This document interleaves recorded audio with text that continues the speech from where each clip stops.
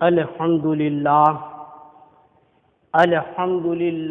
وکفا وسلام علی عبادہ الذین اصطفا اما بعد اعوذ باللہ من الشیطان الرجیم بسم اللہ الرحمن الرحیم شہر رمضان الذی انزل فیہ القرآن ھدی للناس وبینات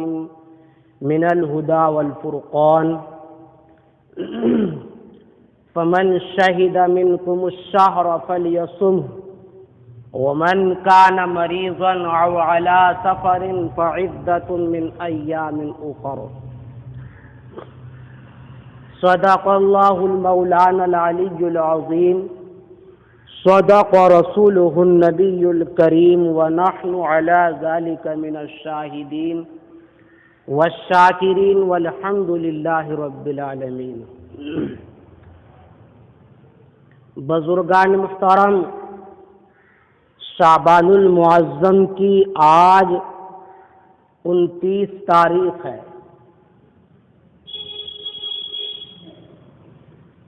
آپ حضرات کو معلوم ہے کہ اس ماہ مبارک کے بعد ایک مہینہ برکتوں اور رحمتوں مغفرتوں والا مہینہ ہے۔ اس ماہ مبارک کے بعد وہ مہینہ آتا ہے جس کی آج 29 تاریخ ہے، 29 شعبان المعظم ہے۔ ہو سکتا ہے کہ آج چاند نظر آ جائے اور رمضان مبارک کا مہینہ شروع ہو جائے، ورنہ کل تو یقینی ہے، کل 30 تاریخ ہوگی شعبان کی، اور کل انشاءاللہ رمضان کا چاند دکھائی دے گا۔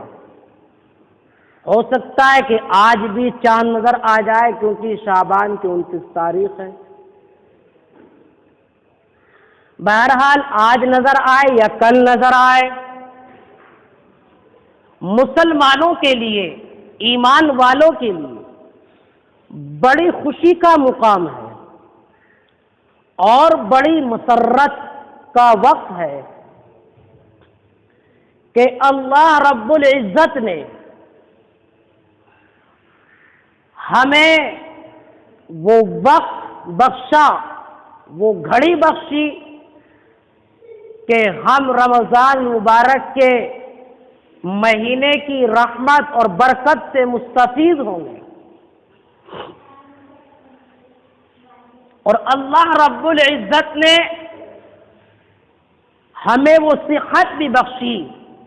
وہ تندرستی بھی بخشی کہ ہم رمضان مبارک کے مہینے میں روزے بھی رکھ سکتے ہیں، تراویح بھی پڑھ سکتے ہیں، اور اللہ رب العزت کی رحمتوں کو ہم لوٹ سکتے ہیں۔ اللہ نے ہمیں وہ ہمارے قوا مضبوط کیے، ہاتھ پاؤں کی طاقت کو محفوظ رکھا۔ اس حالت میں اللہ رب العزت ہمیں وہ ماہ مبارک عطا فرما رہے ہیں۔ سال میں ایک مرتبہ ہر سال یہ اللہ کا مہمان آتا ہے۔ رمضان مبارک کا مہینہ ہر سال آتا ہے، ہم اس مہینے کے میزبان ہوتے ہیں اور وہ ہمارا مہمان ہوتا ہے۔ لہذا اللہ رب العزت کے حبیب پاک صلی اللہ تعالی علیہ وآلہ وسلم نے ارشاد فرمایا، رمضان مبارک کا مہینہ بڑی برکتوں والا مہینہ ہے اور بڑی رحمتوں والا مہینہ ہے۔ یہ رحمتوں کا سیزن ہے، مغفرتوں کا سیزن ہے۔ تمام گنہگار جتنے بھی بڑے بڑے گنہگار ہیں، اللہ رب العزت نے ارشاد فرمایا کہ اس مہینے میں جو بھی گنہگار میرے دربار میں آئے گا اور روزہ رکھ کر اپنے گناہوں کو مجھ سے بخشوائے گا، اللہ فرماتے ہیں میں اس کے گناہوں کو معاف فرما دوں گا۔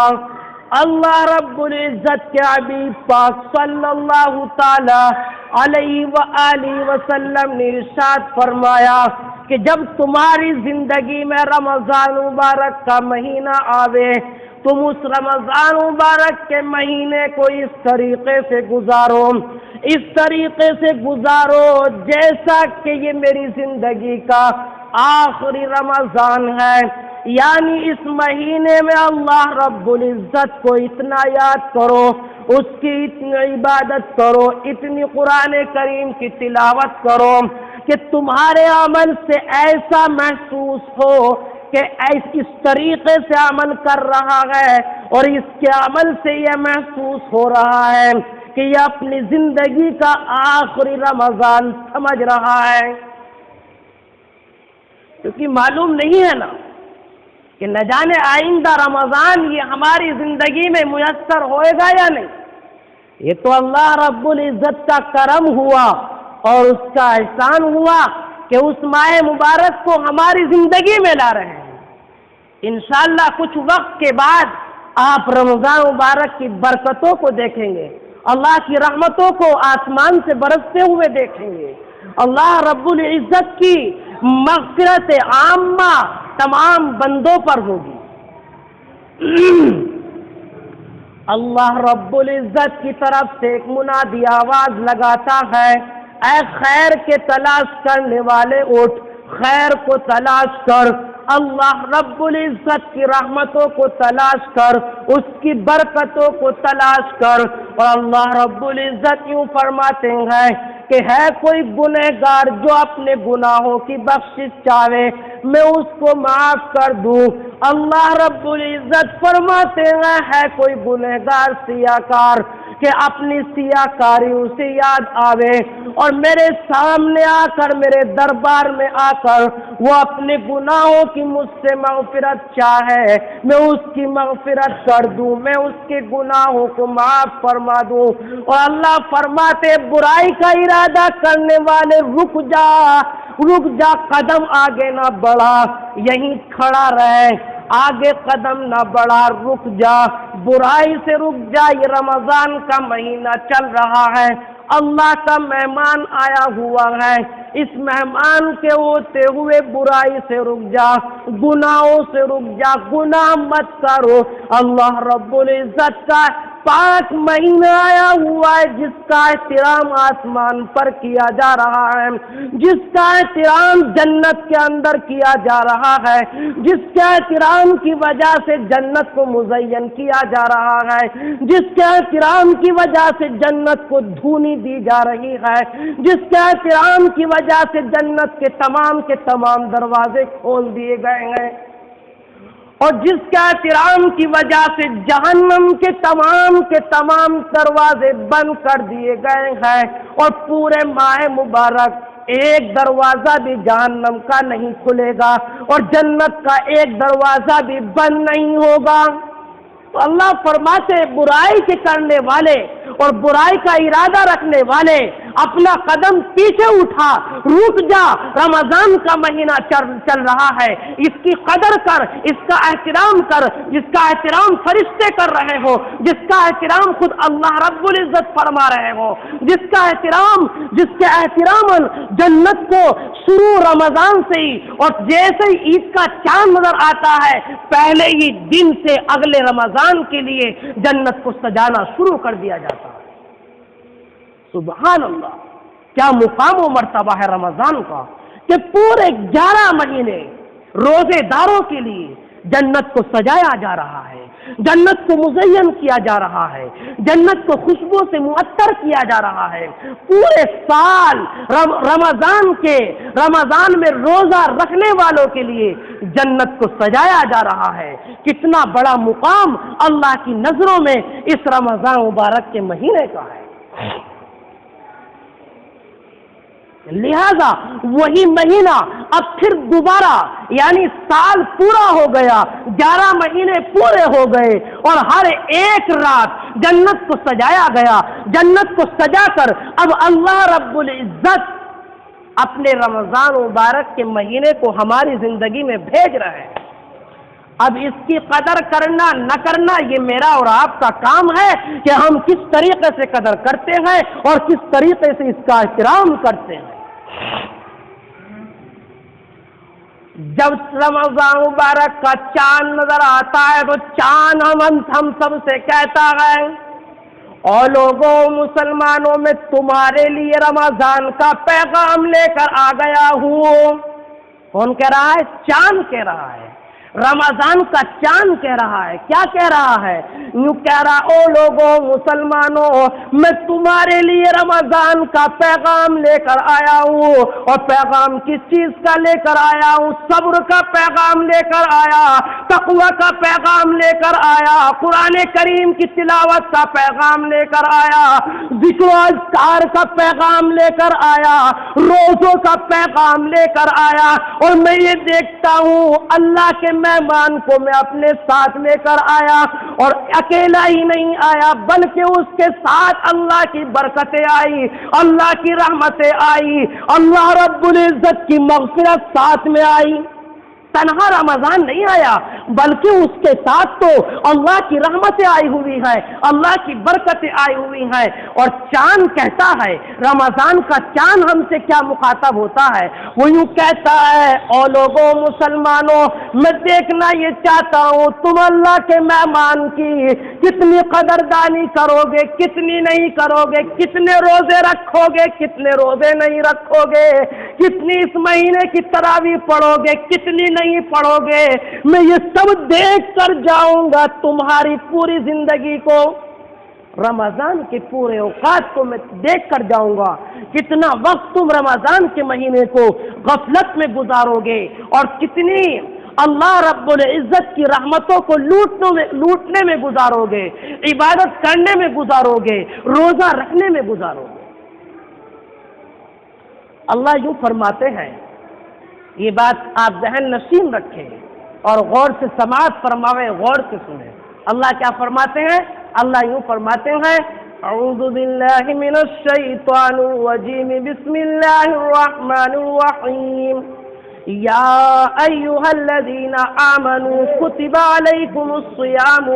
کما کتب علی الذین من قبلکم لعلکم تتقون۔ اللہ یوں فرماتے ہیں، ایمان والو تمہارے اوپر رمضان کے روزے فرض کیے گئے۔ اور اللہ آگے یوں فرماتے ہیں کہ تنہا تمہارے اوپر فرض نہیں کیے گئے، تنہا تمہارے اوپر فرض نہیں کیے گئے، بلکہ اللہ یوں فرماتے ہیں، کما کتب علی الذین من قبلکم لعلکم تتقون۔ تم سے پہلے جتنی بھی امتیں آئی، ہر ایک امت پر میں نے اس روزے کو فرض فرمایا۔ کیا مقصد ہے کہ تم سے پہلی امتوں پر روزے فرض فرمائے؟ اس کے بیان کرنے کا کیا مقصد ہے؟ اگر اللہ یوں فرماتے کہ تمہارے اوپر روزے فرض کیے گئے تو روزے تو جب بھی فرض ہو گئے تھے۔ کیوں؟ اس لیے کہ اللہ کا جو حکم آ گیا ہمارے اوپر اس کا ماننا کیا ہے؟ فرض ہے۔ اگر ایک مرتبہ بھی اللہ یوں فرما دے کہ تمہارے اوپر روزے فرض کیے تو روزے فرض ہو گئے۔ لیکن پہلی امت کا تذکرہ کیوں فرمایا؟ پہلی امتوں کا ذکر کیوں فرمایا؟ وہ اس لیے فرمایا کہ جب کوئی مصیبت ہوتی ہے، اگر کوئی مصیبت تنہا ایک کے اوپر آ جائے تو وہ گھبرا جاتا ہے اور اس میں ڈگمگا جاتا ہے اور اس امتحان میں وہ پورا نہیں اتر پاتا، اور اگر وہی پریشانی وہی دقت تمام سارے لوگوں پر آ جائے تو اس کی کچھ حوصلہ افزائی ہوتی ہے اور وہ یہ دیکھتا ہے کہ یہ پریشانی تنہا میرے اوپر نہیں ہے بلکہ بہت سارے کے اوپر یہ پریشانی ہے، تنہا میرے اوپر نہیں ہے، تو اس لیے اس کی حوصلہ افزائی ہوتی ہے۔ تو اللہ فرماتے ہیں، اللہ یوں فرماتے ہو میرے بندو، صبح سے لے کر شام تک بھوکا میں تنہا تمہیں نہیں رکھ رہا، یہ تنہا تمہیں پیاسا نہیں رکھ رہا، بلکہ تم سے پہلے جتنی بھی امتیں آئی ہر ایک امت پر میں نے روزے کو فرض فرمایا اور ان کو بھی اسی طریقے سے بھوکا رکھا، ان کو بھی اسی طریقے سے پیاسا رکھا۔ میرے بندو، تنہا تمہارے اوپر روزے فرض نہیں کیے گئے۔ اور اس امت میں بھی دیکھ لو، تنہا اکیلے کسی ایک فرد پر روزہ فرض تو نہیں ہے، بلکہ ہر ایک عاقل بالغ مرد عورت پر ہر ایک پر روزہ فرض ہے، ہر ایک پر، کوئی سنت نفل یا مستحب نہیں بلکہ فرض ہے۔ کیسا فرض؟ جیسے نماز فرض، جیسے حج فرض، جیسے زکوٰۃ فرض، جیسے اسلام کے دوسرے ارکان فرض، اسی طریقے سے روزے بھی فرض، اور ایسا فرض ہے کہ جس کا چھوڑنے والا جان بوجھ کر چھوڑنے والا فاسق ہے، فاسق ہے، اللہ کی نظروں میں لعنتی ہے، اللہ کی نظروں میں بہت بڑا مردود ہے، اللہ کی نظروں میں بہت بڑا ملعون ہے، جو جان بوجھ کر اس ماہ مبارک کا ایک روزہ بھی چھوڑ دے، اللہ فرماتے ہیں میری نظروں میں وہ لعنتی ہے اور میری لعنت کا مستحق ہے۔ میرے فرشتے اس کے اوپر لعنت فرماتے ہیں، میرے فرشتے میرے فرشتوں کی نظروں میں وہ مردود ہے، میری نظروں میں بھی وہ مردود ہے کہ جو اس ماہ مبارک کا روزہ پاوے، رمضان کا مہینہ پاوے اور صحیح تندرستی کے باوجود، صحیح بالکل تندرست ہونے کے باوجود وہ روزہ نہ رکھ پایا تو وہ یقیناً بہت بڑا گنہگار، اور ذرہ برابر بھی اگر اس کی نظروں میں رمضان کی بے حرمتی آ گئی، ذرہ برابر بھی، اور ذرہ برابر بھی اس کے دل میں روزوں کی برائی آ گئی، ارے یہ کیا پریشانی اور یہ کیا دقت کہ صبح سے لے کر شام تک بھوکا رہنا، صبح سے لے کر شام تک پیاسا رہنا، یہ کیا آفت۔ اگر دل کے اندر ذرہ برابر بھی یہ بات آ گئی، ایک سیکنڈ کے اندر اسلام سے نکل جائے گا، ایمان سے نکل جائے گا، کافر ہو جائے گا۔ اسلام سے اب اس کا کوئی لین دین نہیں، اب اسلام سے اس کا کوئی لینا دینا نہیں، اسلام کا وہ نہیں، اسلام اس کا نہیں، ایمان اس کا نہیں اور ایمان کا وہ نہیں، ایمان سے نکل جائے گا۔ یہ ایسا فریضہ ہے اللہ رب العزت کا، یہ بھیجا ہوا ایسا فریضہ ہے، اور اس کا بھی مقصد ہے۔ اس کا کیا مقصد ہے؟ اللہ ویسے خامہ خواہ آپ کو بھوکا رکھ رہے ہیں، آپ کو پیاسا رکھ رہے ہیں، ویسے خامہ خواہ اللہ فرماتے ہیں جیسے صبح صادق ہو جائے کھانا چھوڑ دو، پینا چھوڑ دو، اور جب تک میرا حکم نہ آ جائے اس وقت تک تم کھا نہیں سکتے، اس وقت تک تم پی نہیں سکتے، اس وقت تمہارے سامنے لاکھ نعمتیں رکھی ہوں، لیکن مجال ہے کہ ایک ذرا سی بھی، ادنا سی بھی، چنے کی برابر بھی اگر کوئی چیز اٹھا کر کھا لے، اگر ایک منٹ بھی ہے، ایک سیکنڈ بھی اگر روزے کے اندر ہے، وقت کے اندر ہے، ہمت ہے کہ اس کو کھا لے، ہرگز نہیں، اپنے رب کے حکم کا محتاج ہے، اور جیسے رب کا حکم آیا اے میرے بندو اب افطار لو، اب روزہ افطار لو، کھانا کھا لو، یہ تمام نعمتیں کھا لو، ابھی ایک سیکنڈ پہلے یہ تمام کی تمام نعمتیں میرے بندوں کے لیے حرام تھی، حرام،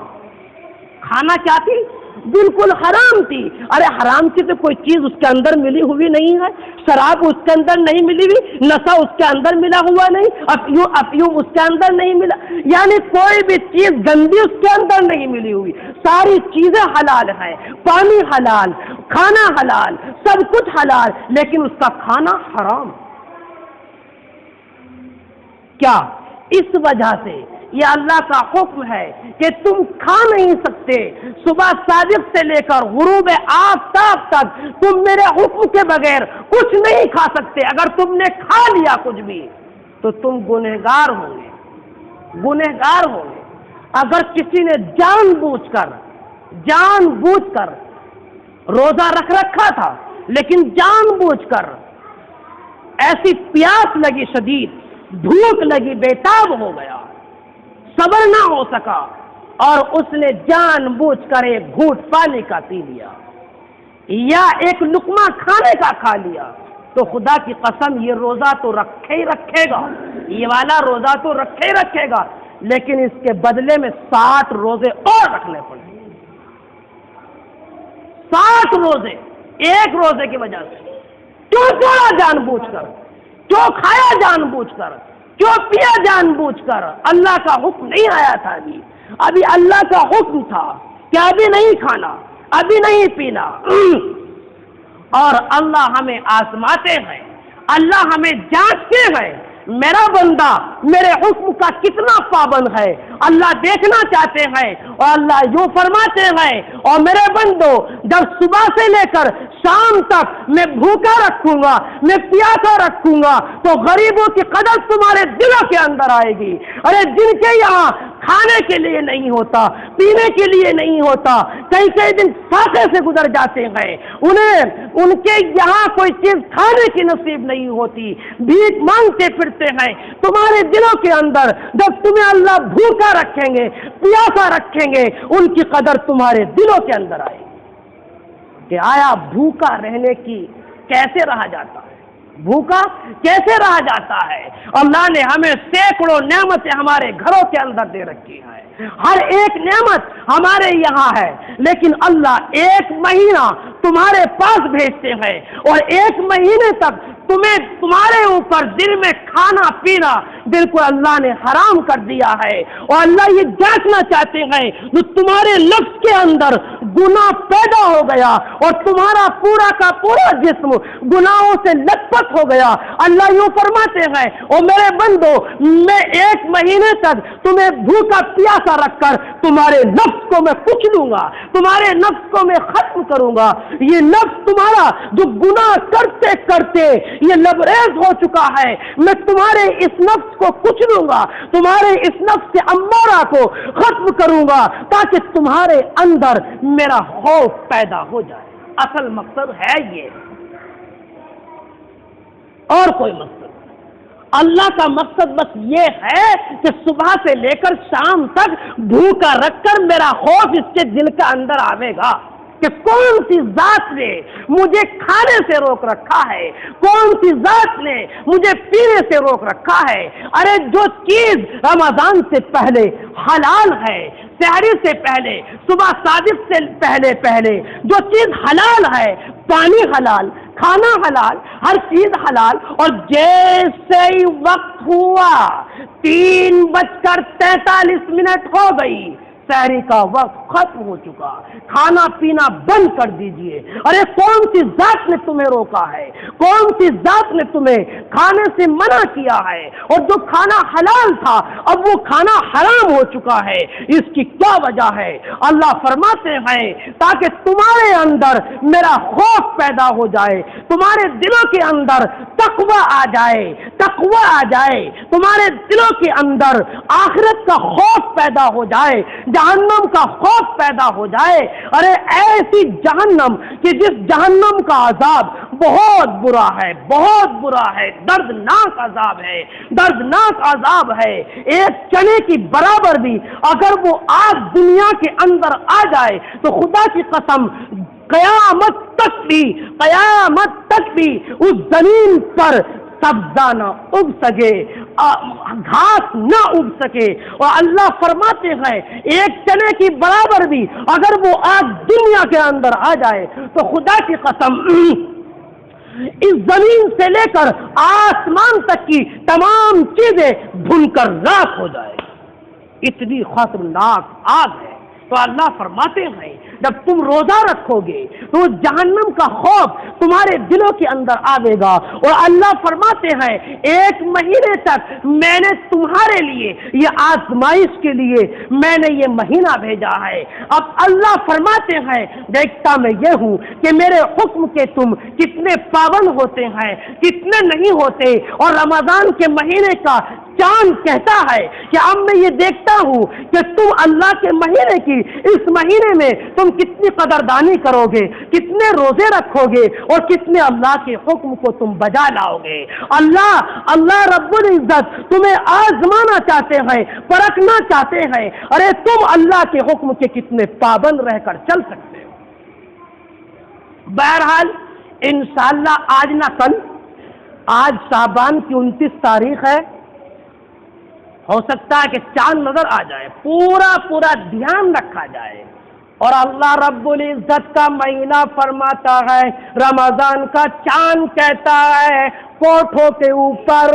دکانوں کے اوپر، زینوں کے اوپر قطار در قطار لگا کر مسلمان کھڑے ہو جاتے ہیں، ٹوپی لگا کر سفید کپڑے پہن کر کھڑے ہو جاتے ہیں اور بڑی غور کے ساتھ دیکھتے ہیں چاند نظر آیا یا نہیں۔ ارے یہ محبت کی تو بات ہے، یہ محبت کی ہی تو علامت ہے۔ رمضان سے مسلمانوں کو بے انتہا محبت کہ جیسے ہی رمضان کا چاند نظر آیا یہ مسجدیں تمہاری پر نظر آنے لگتی ہیں،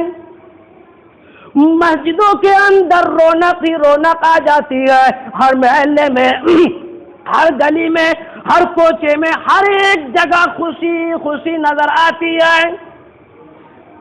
اور ہر ایک ٹوپی لگا کر دیکھ رہا ہے رمضان کا چاند نظر آیا ہے یا نہیں۔ اور جیسے ہی رمضان کا چاند نظر آیا خوشیوں کی انتہا نہیں رہتی، خوشیوں میں ایسا گھومتا پھرتا ہے، ایک دوسرے کو مبارکبادی دیتا ہے۔ اور یہی ہمارے بزرگان دین کا بھی معمول ہے اور رہا ہے۔ میں آپ کو بتا دوں دلی میں کیا، ہندوستان کے کونے کونے میں اپنے بزرگوں کا، خواجہ نظام الدین اولیاء رحمت اللہ علیہ کی زندگی کا آپ مطالعہ کر کے دیکھیں، میرے شیخ مولانا حسین احمد مدنی نور اللہ مرقدہ کی زندگی کا آپ مطالعہ کر کے دیکھیں، اور آج بھی دیکھ لو ایسے بزرگ موجود ہیں جیسے ہی رمضان کے 6 مہینے باقی ہیں، کتنے 6 مہینے باقی ہیں، ایک دن گن کر ان رمضان کا انتظار کرتے ہیں، ایک دن، اتنے مہینے اتنے دن رہ گئے، اتنے مہینے اتنے دن رہ گئے، ہر ایک بزرگان دین کا یہ معمول ہے۔ لیکن یہ تو آج میری اور آپ کی زندگی کا حال ہے کہ جیسے ہی رمضان نظر آیا مسلمان بیمار ہونا شروع ہو گیا۔